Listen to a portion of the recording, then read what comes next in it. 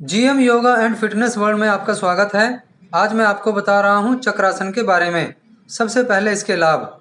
मोटापा, मधुमेह, पीठ दर्द, आमवात, कृमि दोष आदि रोगों में लाभदायक है। यह आसन रीढ़ की हड्डी के साथ साथ पूरे शरीर को मजबूत, लचीला और सुंदर बना देता है। शरीर को हल्का, फुर्तीला और आलस्य रहित बनाता है। यह आसन पेट के आसपास की अतिरिक्त वसा को तेजी से कम करता है।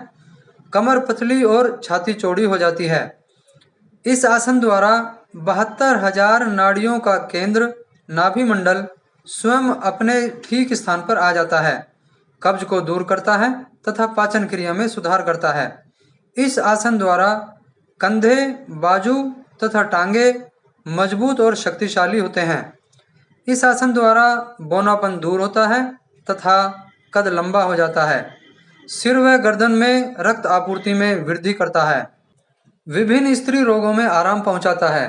यह आसन तंत्रिका तंत्र यानी कि नर्वस सिस्टम, रक्त परिसंचरण संस्थान यानी कि ब्लड सर्कुलेशन सिस्टम, हृदय वाहिका तंत्र यानी कि कार्डियोवास्कुलर सिस्टम और ग्रंथियों की कार्य प्रणाली को सुधारने में लाभदायक होता है। जिन स्त्रियों को मासिक धर्म में अधिक पीड़ा होती हो, उनका दर्द दूर होता है। अब कुछ सावधानियां यानी कि किन्हें यह आसन नहीं करना चाहिए। चक्रासन का अभ्यास बीमारी की स्थिति में नहीं करना चाहिए। कलाई कमजोर होने या कलाई में चोट लगने की स्थिति में यह आसन नहीं करना चाहिए।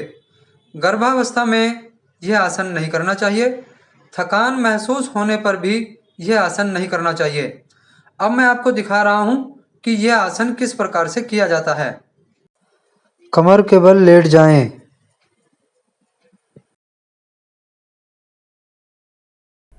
दोनों टांगों को घुटनों से मोड़ें और पैरों को सिकोड़ते हुए हिप्स के पास ज़मीन पर रख लें। एड़ियों को हिप्स के साथ सटा लें। दोनों पैरों के बीच कम से कम 1 फुट या हिप्स की चौड़ाई के बराबर अंतर जरूर होना चाहिए। वीडियो में पैरों की स्थिति देख सकते हैं। अब दोनों हाथों को सिर की ओर लाते हुए कंधों के नीचे ज़मीन पर रख लें।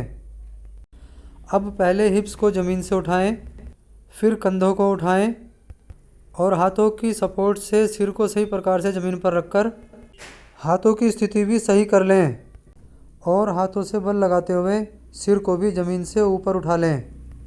ज़मीन पर हथेलियां रखने का तरीका ध्यान से देख लें। कोहनियों को बिल्कुल सीधा कर लें और शरीर को ऊपर की ओर खींच कर रखें। साइड पोज में पूरे शरीर की स्थिति दिखाई दे रही है। कोहनियाँ बिल्कुल सीधी रहनी चाहिए और शरीर ऊपर की ओर ज़्यादा से ज़्यादा खिंचा हुआ रहना चाहिए। कोहनियाँ सीधी रहने से बाजुओं पर शरीर का बोझ कम महसूस होता है और हम ज़्यादा देर तक आसन में रुके रह सकते हैं। इसी अवस्था में रुके रहने की कैपेसिटी आधा मिनट से लेकर 2 मिनट तक की ज़रूर बना लें। एड़ियों को ऊपर उठाकर भी यह आसन किया जा सकता है, अर्थात केवल पैरों के पंजे और हथेलियां ही ज़मीन पर टिकी रहेंगी। हाथों और पैरों को ज़्यादा से ज़्यादा एक दूसरे के नज़दीक लाने की भी कोशिश करनी चाहिए। ज़्यादा से ज़्यादा देर तक इसी अवस्था में रुके रहने के बाद उसी प्रकार से आसन को छोड़ना है जैसे हमने आसन की शुरुआत की थी। अब धीरे धीरे सबसे पहले सिर को ज़मीन पर टिकाएं, फिर कंधे और फिर हिप्स और इसके बाद हाथों को थाइज़ के पास में रख लें।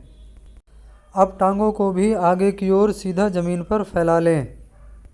इसके बाद शव आसन भी करें। हथेलियों को आसमान की ओर खोल लें। पैरों के पंजों को भी थोड़ा खोल लें और शरीर को बिल्कुल ढीला छोड़ दें। आँखें भी बंद कर लें। जिस आसन में सिर नीचे की ओर होता है उसके बाद शवासन जरूर कर लेना चाहिए ताकि ब्लड सर्कुलेशन कुछ नॉर्मल हो जाए। शवासन भी लगभग उतनी ही देर तक किया जाना चाहिए जितनी देर तक वह आसन किया गया था। उतनी ही देर तक शवासन कर लेने के बाद अपनी हथेलियों को आपस में रगड़ें और आँखों पर फेर लें। अब धीरे धीरे उठकर बैठ जाएं।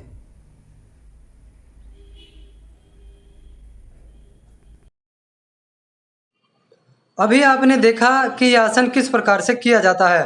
किसी भी आसन या योग क्रिया को नियमित रूप से करने से ही उसके लाभ प्राप्त होते हैं। अतः इस आसन को नियमित रूप से करें। आज के लिए बस इतना ही। नई वीडियो के साथ आपसे फिर मुलाकात होगी। खुश रहें, स्वस्थ रहें, अपने आसपास साफ सफाई रखें। मेरी वीडियो को लाइक करें और ज़्यादा से ज़्यादा शेयर करें तथा चैनल को सब्सक्राइब करें। वीडियो देखने के लिए धन्यवाद।